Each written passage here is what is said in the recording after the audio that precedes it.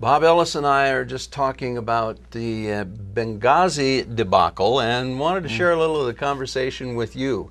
Bob, isn't it amazing to you that such a national tragedy seems to have been swept under the rug?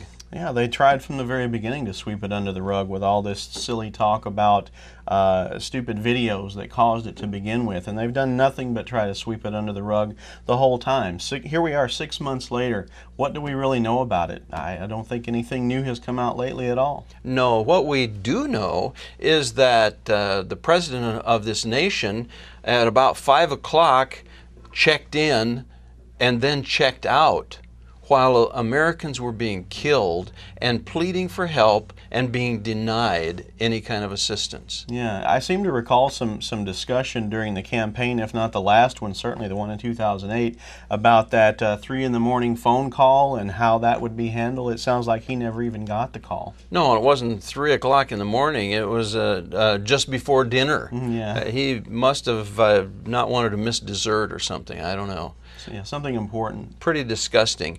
And now we're looking, as we look around at and we've talked a little bit about this, the presidential prospects for 2016, Hillary Clinton is right up there at the top. And wasn't she the Secretary of State at the time?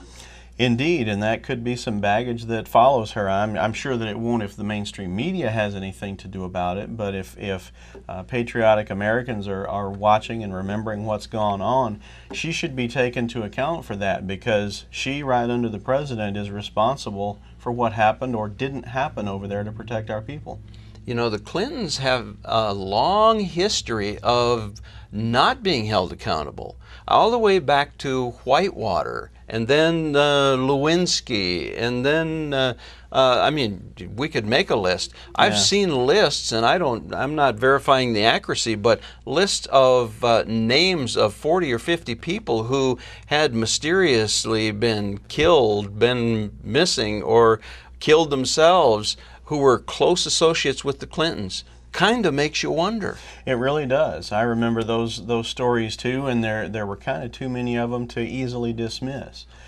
You know, we could talk about rumors. If we were talking about rumors, I'm not sure where rumors meet reality, but I understand, Bob, that the witnesses to this Benghazi debacle have been withheld, told to sit down and shut up, not allowed to talk to Congress. I've heard that too. Our government should be nothing but forthcoming in getting to the bottom of this and getting some answers, what answers there are for the American people, but it seems like nothing but stonewall the whole way. Does the name John Dean ring any bells with you? It sounds vaguely familiar. Well, that had to do, though, with, let me think, that was a Republican administration. That was different. Yes, it was. I haven't heard, maybe I've missed, is there a special prosecutor investigating this? I'm not aware of one. I'm not sure. Is there even any serious congressional investigation? No, I haven't heard of any. It just amazes me that something this serious, I mean, in Watergate, nobody died. George McGovern was destined to lose that race by a landslide. Whatever possessed those people to break into Watergate escapes me. But this is so much more significant, because we have an American ambassador who was bludgeoned, shot, I don't know how, what all they did to him. Terrible things, I heard. And they were pleading for help, and this administration not only ignored those pleas, but denied them. And seems to have tried to cover them up. You know, I know it's slightly a different subject, but this seems to illustrate, especially in light of past events, as you pointed out, that we really have a difference in the way our media reacts to things. You know, whenever it was a Republican scandal, they of course act like the watchdog that the media is often called.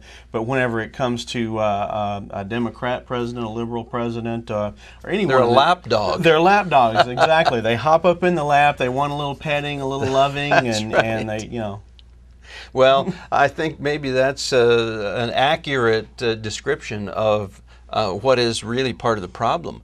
We don't have an aggressive media, but I would even say, where are the Republicans Now, there are some who have spoken out on this, but you would think with the Republicans holding a majority in the House and a significant number of seats in the Senate, can't we find out something?